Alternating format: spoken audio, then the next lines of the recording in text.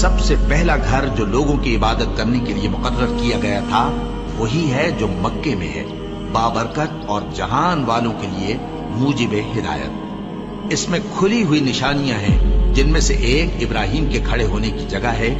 جو شخص اس مبارک گھر میں داخل ہوا اس نے امن پا لیا، اور لوگوں پر اللہ کا حق یعنی فرض ہے کہ جو اس گھر تک جانے کا مقدور رکھے وہ اس کا حج کرے، اور جو اس حکم کی تعمیل نہ کرے گا تو اللہ بھی اہل عالم سے بے نیاز ہے۔ اور جب ہم نے خانہ کعبہ کو لوگوں کے لیے جمع ہونے اور امن پانے کی جگہ مقرر کیا اور حکم دیا کہ جس مقام پر ابراہیم کھڑے ہوتے تھے اس کو نماز کی جگہ بنا لو، اور ابراہیم اور اسماعیل کو حکم بھیجا کہ طواف کرنے والوں اور اعتکاف کرنے والوں اور رکوع کرنے والوں اور سجدہ کرنے والوں کے لیے میرے گھر کو پاک صاف رکھا کرو۔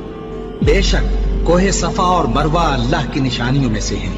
تو جو شخص خانہ کعبہ کا حج یا عمرہ کرے اس پر کچھ گناہ نہیں کہ دونوں کے درمیان چکر لگائے، بلکہ یہ ایک نیک کام ہے، اور جو کوئی نیک کام کرے تو اللہ قدردان ہے، دانا ہے۔ اور اللہ کی خوشنودی کے لیے حج اور عمرے کو پورا کرو، اور اگر راستے میں روک لیے جاؤ تو جیسی قربانی میسر ہو کر دو، اور جب تک قربانی اپنے مقام پر نہ پہنچ جائے سر نہ منڈاؤ۔ اور اگر کوئی تم میں بیمار ہو یا اس کے سر میں کسی طرح کی تکلیف ہو تو اگر وہ سر منڈا لے تو اس کے بدلے روزے رکھے یا صدقہ دے یا قربانی کرے۔ پھر جب تکلیف دور ہو کر تم مطمئن ہو جاؤ تو جو تم میں حج کے وقت تک عمرے سے فائدہ اٹھانا چاہے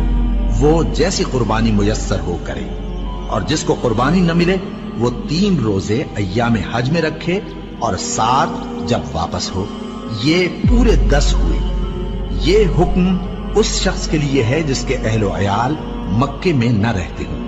اور اللہ سے ڈرتے رہو اور جان رکھو کہ اللہ سخت عذاب دینے والا ہے۔ حج کے مہینے معین ہیں جو معلوم ہیں،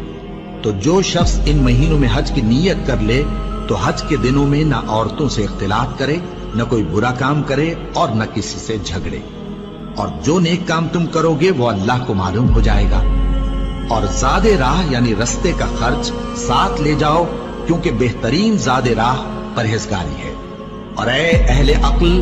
مجھی سے ڈرتے رہو، اس کا تمہیں کچھ گناہ نہیں کہ حج کے دنوں میں بذریعہ تجارت اپنے پروردگار سے روزی طلب کرو۔